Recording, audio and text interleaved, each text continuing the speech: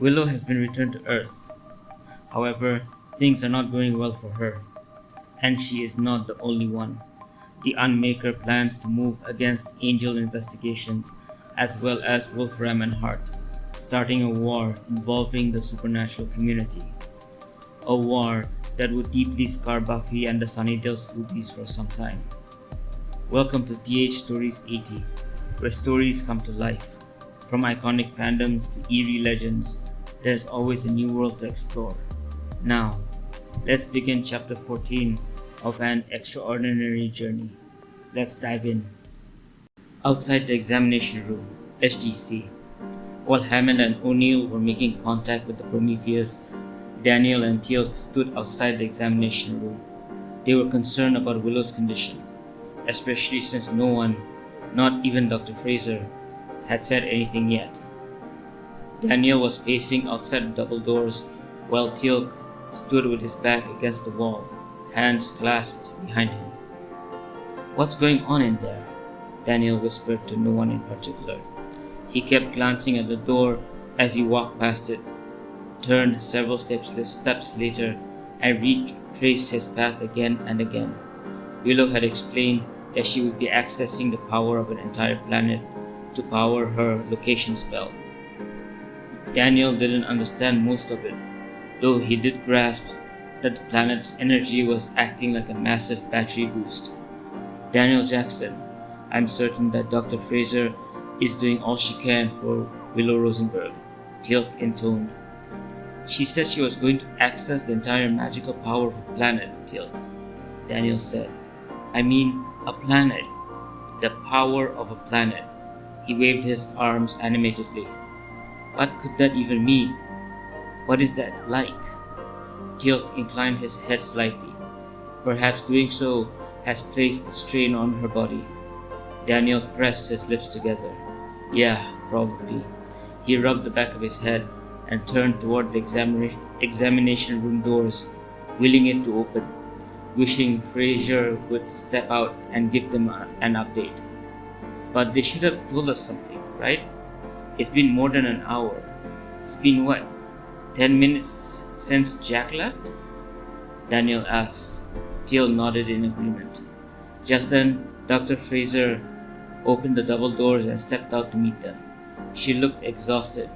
Pulling off her mask, she rubbed her face and stared at them, lips pressed tightly together. "Janet?" Daniel asked. "How's Willow?" Fraiser nodded. "She's stable now. I don't know what happened out there, but a few minutes after we brought her in, she flatlined again." Daniel and Teal'c's faces were immediately etched with concern. Fraiser held up her hands to forestall questions. "She was clinically dead for about 4 minutes, she said." "Willow Rosenberg is stable now, is she not?" Teal'c asked, while Daniel stood frozen in shock. "She is," Fraiser confirmed with another nod. "We had to work quickly to make sure she didn't crash again. Her breathing is normal now, her blood pressure has stabilized, and her heart rate's been steady for the past hour. She was also severely dehydrated and completely exhausted, so we've started her on intravenous fluids. But she's going to be fine, right?" Daniel asked anxiously. "Yes," Fraiser said firmly, nodding again. At that moment, Colonel O'Neill came down the corridor toward them. "Any news on Red?" he called out. Fraiser repeated her update. O'Neill went silent, stunned by the revelation that Willow had been clinically dead for 4 minutes. He couldn't imagine it. It was reckless. He should have said something, but he'd been focused on the Prometheus. No, that wasn't the whole truth. He'd been more worried about Carter. Still, hearing what happened to Willow filled him with guilt. He should have brought her back to the SGC earlier. He pressed his lips together, listening as Fraiser continued. "She needs to stay on base for observation," Fraiser said, "for at least 3 to 4 months. We need to be sure there are no physical, cognitive, or psychological deficits due to the time she was clinically dead." And obviously, I'm grounding her for that entire period. O'Neill nodded grimly. So she can't go on missions? Daniel asked. Indeed, Teal'c replied. Fraiser added, It's temporary. We'll be running multiple tests in the meantime. Cardiac, neurological, full blood work. She'll remain in the infirmary for the first week. If, and only if, her results are good and she remains stable, then she'll be allowed light duty. We'll proceed from there. She leaned back against the wall and let out a breath. What happened out there? I've never seen anyone come back from a mission in this condition. O'Neill explained what had happened. As he spoke, Fraiser's expression grew increasingly incredulous. The idea of focusing the magical power of an entire planet to fuel a spell was a first, and hopefully the last, she said. O'Neill nodded in agreement. Fraiser then asked if there was any news from the Prometheus. O'Neill nodded again and explained that he'd been in the control room speaking with Colonel Ronson. The ship was on its way home through hyperspace, and Carter had suffered a bad concussion. Fraiser said she would have her team ready for Carter's arrival. Los Angeles, California. Alysia Montclair wasn't the type to run. She had spent most of her life standing her ground, weathering the storms her visions brought. The powers that be sent her messages in flashes, cryptic, tangled images that made her head throb. Usually they were simple visions. Once she had a vision warning her of an impending mugging. She crossed the street and ta-da, she walked home safely. But this particular vision, this was different. This wasn't about a mugging, or a whisper in the back of her mind, or a subtle nudge in her dreams. It was a roaring command that nearly split her skull in two. Do not go home. The vision came without mercy. She had been having dinner in a dingy diner when it tore through her. Sweat drenched her face as she leaned forward, bracing herself against the table. Her hands trembled. The throbbing in her skull worsened as she cradled her head and opened her mouth in a silent scream. The images seared themselves into her mind. She saw her own death, her apartment door splintering inward, figures in dark robes with unnaturally glowing eyes rushing inside. She screamed in the vision, trapped in a web of shadows as cold hands reached for her. She felt her soul being peeled apart, thread by thread. Choking on air, she came back to herself. The diner's flickering lights grounded her. A waitress was calling her name, nudging her shoulder. You okay, hun? The waitress asked. No, she wasn't. But she would be, because she wasn't going home.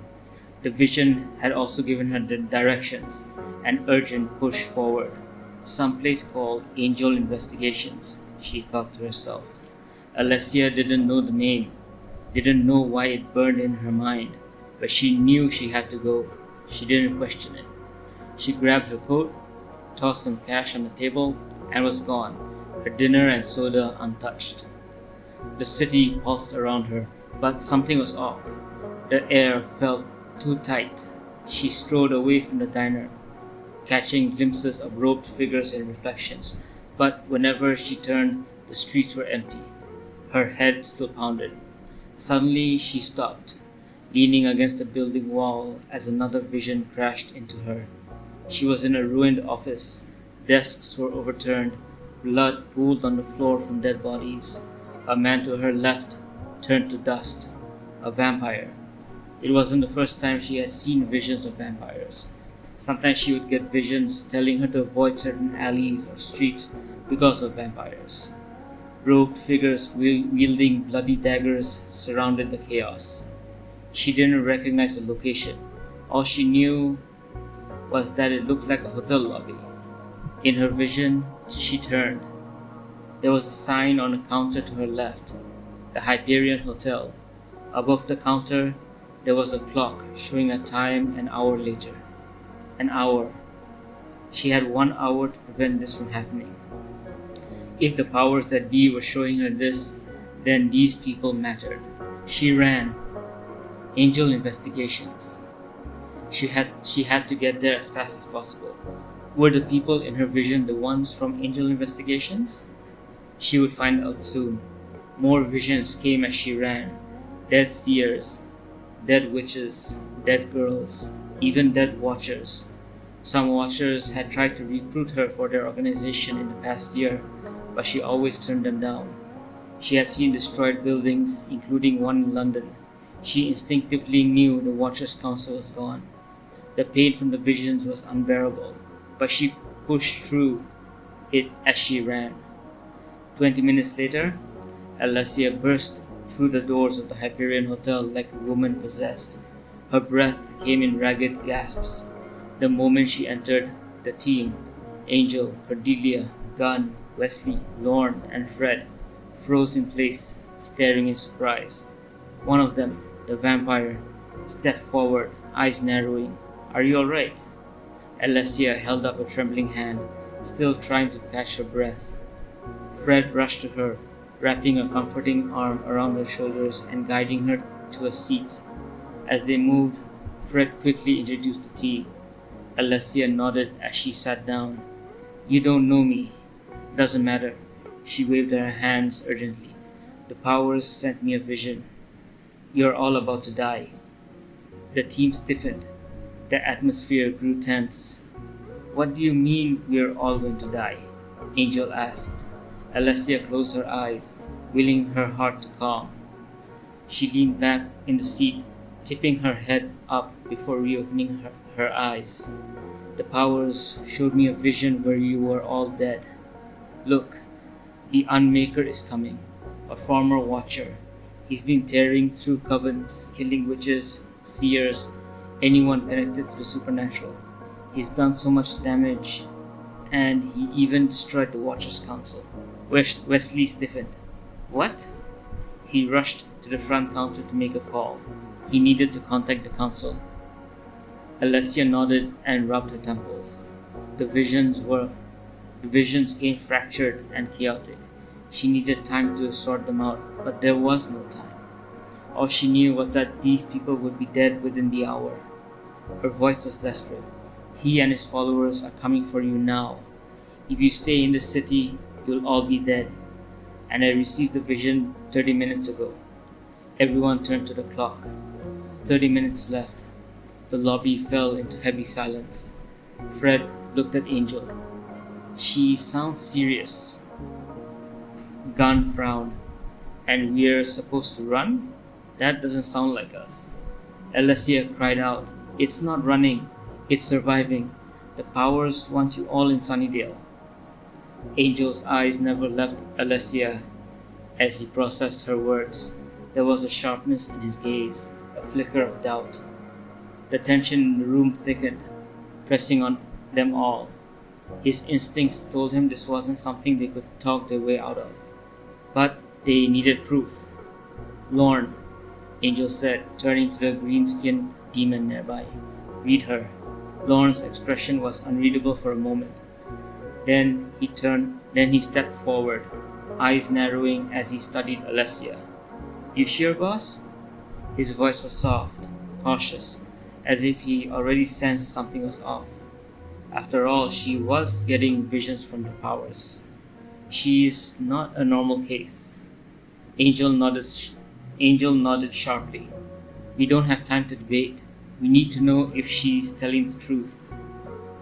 Lorne looked Alysia over, eyes scanning her slowly. "All right then," he sighed.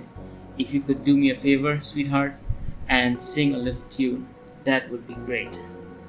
Alysia blinked, confused. "Sing?" Her voice faltered.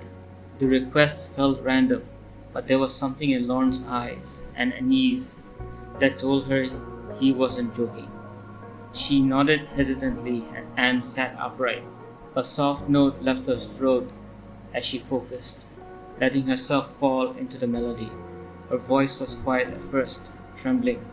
She chose a simple, familiar tune, but as she sang, the atmosphere began to shift. Lorne's eyes widened. His smile faded, replaced by a look of deep concern. His green skin paled. He clutched his throat and gasped. Lorne? Angel's voice turned sharp with alarm. Lorne staggered back, unable to look away from Alysia. Wesley and the others rushed to his side. Lorne's eyes flickered to Angel, stricken with fear. She's telling the truth. Angel, we die. All of us. So many deaths. Girls, witches, seers. One name. The Unmaker. His voice faltered, the usual confidence gone. Fred led him away as he rubbed his temples. Angel froze for a moment, then looked at Alysia, who was now trembling. Her eyes were wide, visibly shaken by Lorne's reaction. He turned to Lorne again, then to the others. A cold resolve settled in his expression. We need to move. Now. We're not waiting around for whatever this is to catch up to us. His voice left no room for argument. He turned to Wesley, grim. Call Giles. Tell him we're on our way to Sunnydale. This is bigger than anything we've seen. They need to be ready. Wesley nodded and sprinted to the counter. I'll let them know. To Cordelia and Fred, Angel gave sharp orders. Grab everything important. Don't waste time. We leave in 15 minutes. Cordelia nodded and rushed toward the back office. Fred followed, her expression tight. Angel turned to Gunn next. Weapons. Pack everything we've got. We don't know what we're walking into. Gunn's jaw tightened, but he understood. You got it, he said, already moving. He grabbed gear and loaded rounds into his jacket. His mind was already prepping for war. As the team scrambled, the weight of the moment pressed on Angel. His hands curled into fists as he stared at the front doors, questions racing through his mind. 5 minutes before the deadline, Angel Investigations was empty. Angel and the others, including Alysia, piled into Angel's and Lorne's cars. Their faces were set with grim determination. They were soon gone, racing toward Sunnydale. 5 minutes later, a portal opened in the middle of the Hyperion's lobby. The Unmaker and his cultists stepped through. The portal sealed shut behind them as they scanned the lobby for signs of life. There were none. The Unmaker laughed. Angel and his crew escaped his wrath, which meant they knew he was coming, which meant it was likely they had a seer with them. The Unmaker shrugged. Most likely they were heading for Sunnydale. Oh well. For now though, he closed his eyes and sensed the locations of his sleeper agents around the world. Yes, they were ready. Tomorrow morning, Wolfram and Hart would fall. Sunnydale, California, a few minutes earlier. It was late at night when Faith reached the Summers home on Rovello Drive. She parked the car on the street and glanced up at the first floor of the house. Behind the curtain, she could just make out shadows moving.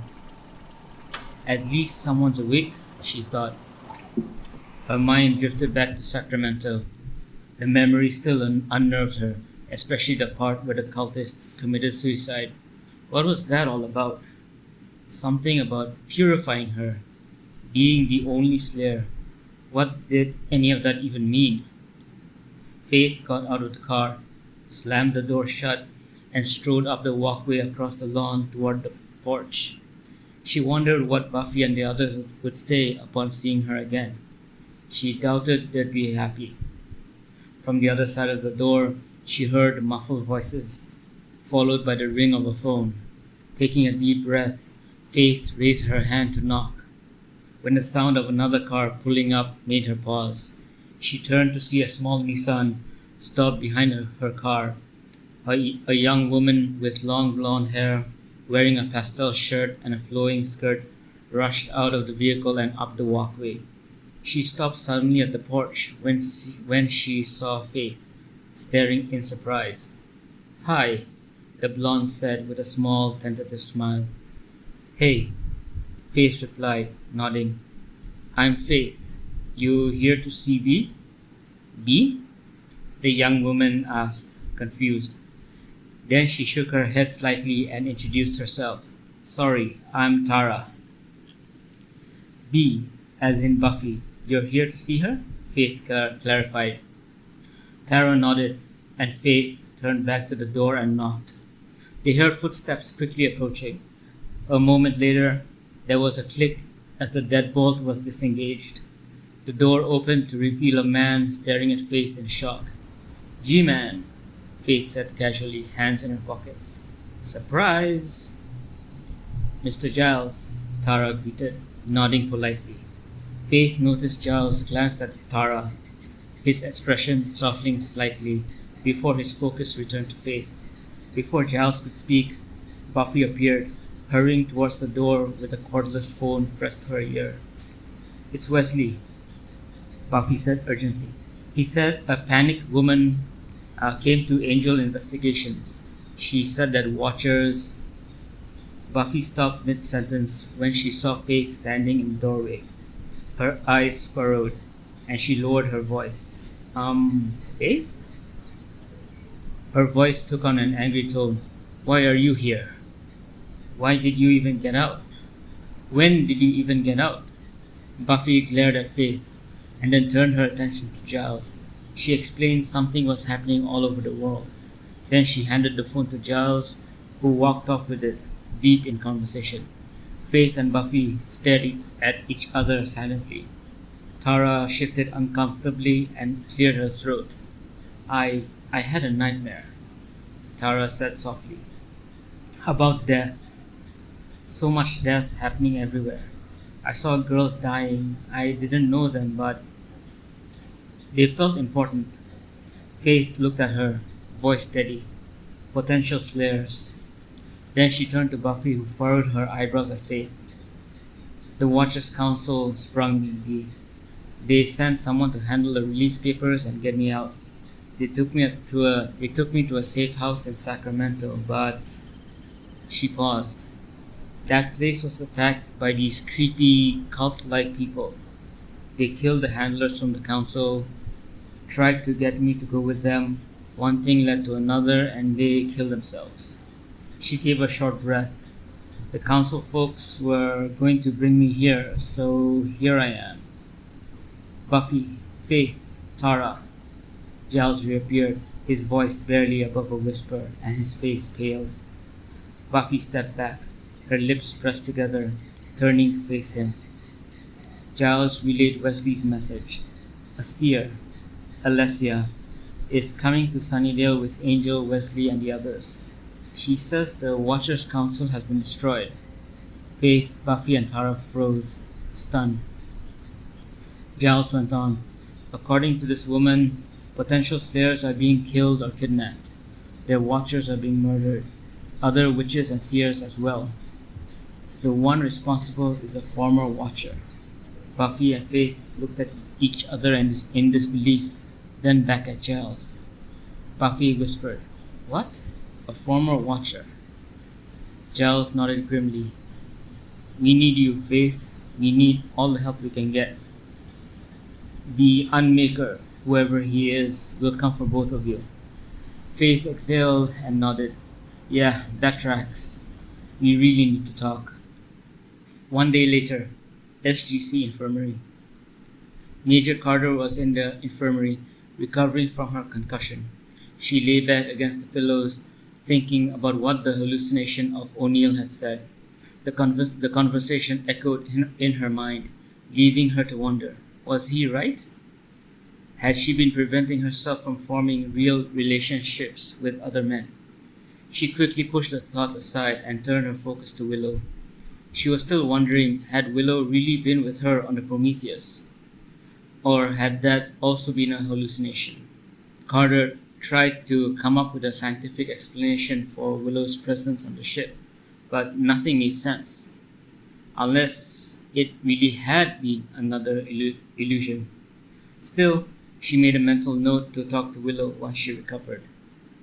"Hey Carter, feeling better?"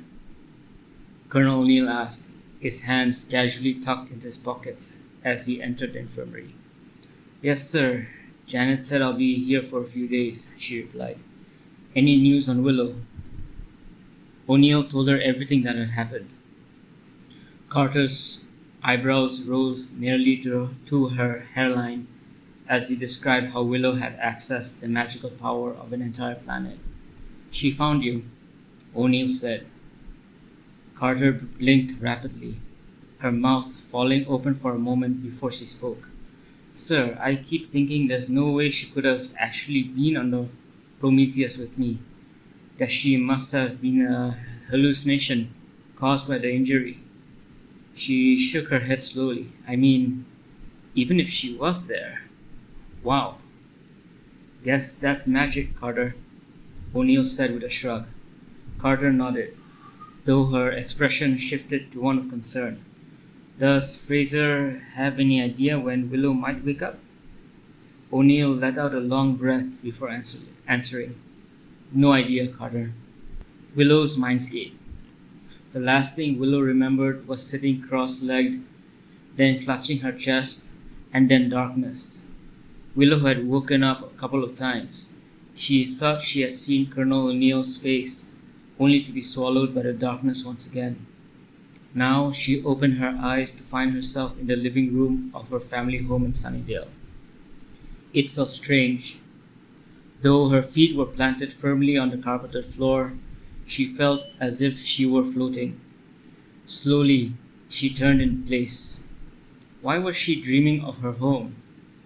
This had to be a dream, right? That suspicion was confirmed when a younger version of herself walked out of the dining room and into the living room. The girl couldn't have been older than 15. She carried a bowl of microwavable macaroni and cheese, turned the television on, and then sat down on the couch. Willow stared at the expression on her younger self's face. She looked sad, but was clearly trying to hide it. Willow stepped around the couch to stand in front of her, but her younger self didn't react. She couldn't see her. That was a relief. If Willow remembered correctly, this was a year before she met Buffy at Sunnydale High. She glanced at the pictures on the shelves as the familiar theme song of a police show blared from the TV speakers. This was when her parents had gone to Washington, D.C. for a conference, leaving her alone once again. Then Willow heard a gasp. She turned back. The television was now on mute, and her younger self was staring at a pulsing white light floating in front of her. Willow closed her eyes. She remembered this moment. She had wanted to go with her parents, but it was the middle of the school year. Staying behind had been frustrating and lonely. "I wish they took me with them," the younger Willow whispered, just before the ball of light circled her head and hovered in front of her again.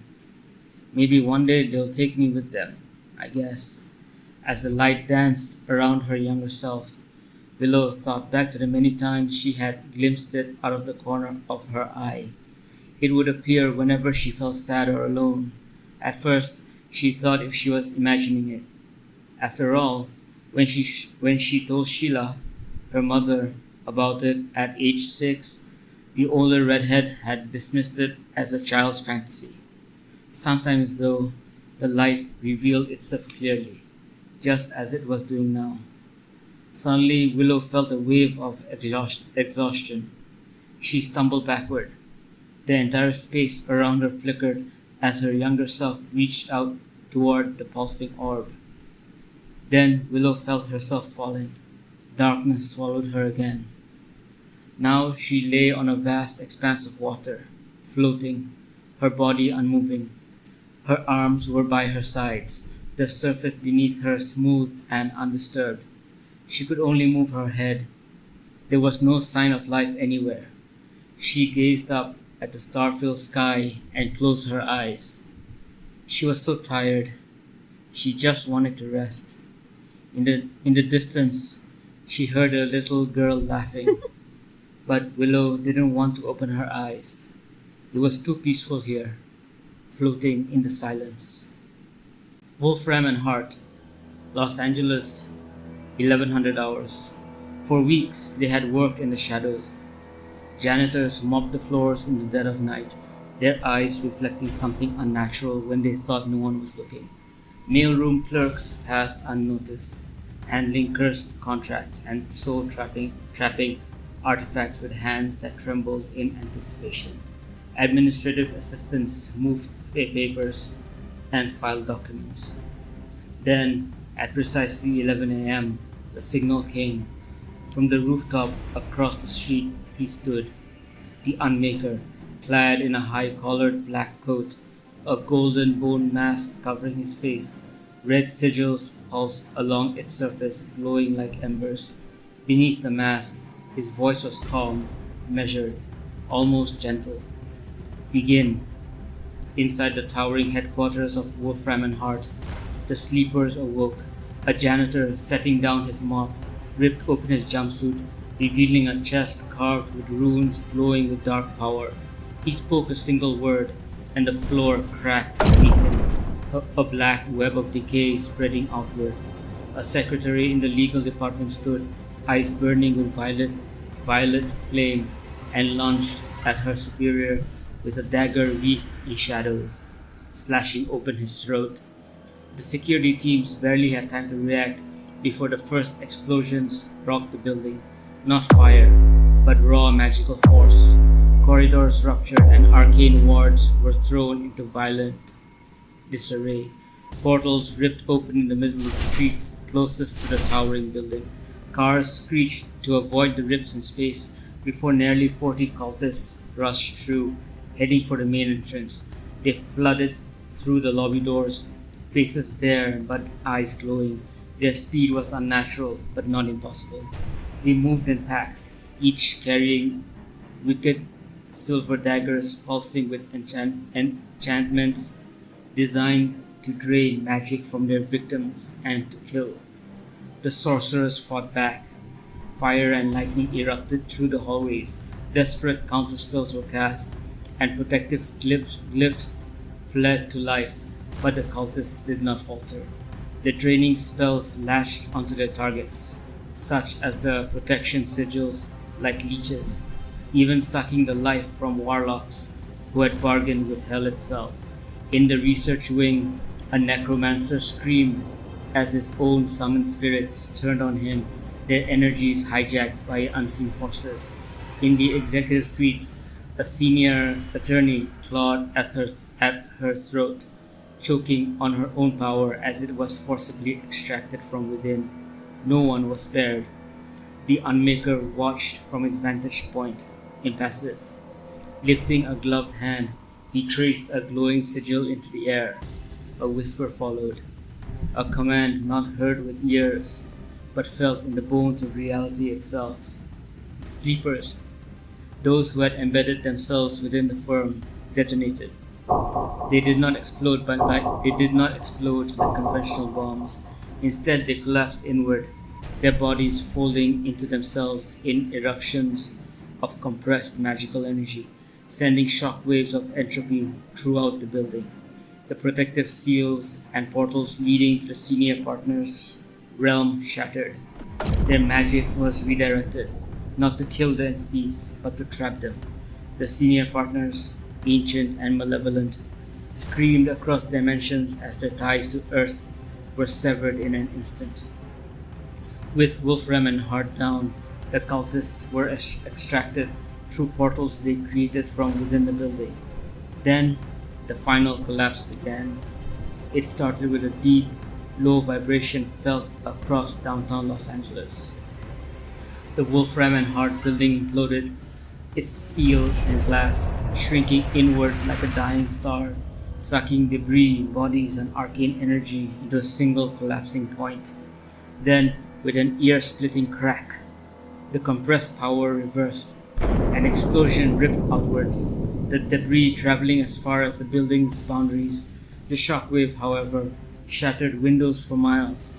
The ground heaved, a tremor shaking the city as if something beneath had awakened. And then it happened again. A second implosion, even more violent than the first, drew in the very fabric of space. The remaining wreckage and bodies were sucked into nothingness, leaving behind only a wide, deep crater. All that remained was scorched concrete and the lingering scent of burned magic in the air. The destruction of Wolfram and Hart was not an isolated event. Simultaneously, across the globe, other branches of the firm suffered the same fate. London, the office vanished in a storm of golden fire. Its occupants turned to cinders in an instant. Hong Kong, the entire district surrounding the firm collapsed as the earth swallowed the building whole. Rome, an energy wave radiated outward, turning flesh to stone and leaving behind a graveyard of statues. New York, the Unmaker's cultists, already embedded within, activated the ritual. The firm folded inward on itself, compressed into a single black gemstone before vanishing. There were no survivors, and no one knew why. By the time the news broke, the world only saw a terrorist attack. News anchors reported that an unknown explosion had leveled the entire headquarters of Wolfram and Hart in Los Angeles, triggering the global collapse of affiliated offices. And then the Unmaker lifted the veil. He had been hiding his activities and the resultant aftermath from other supernatural beings.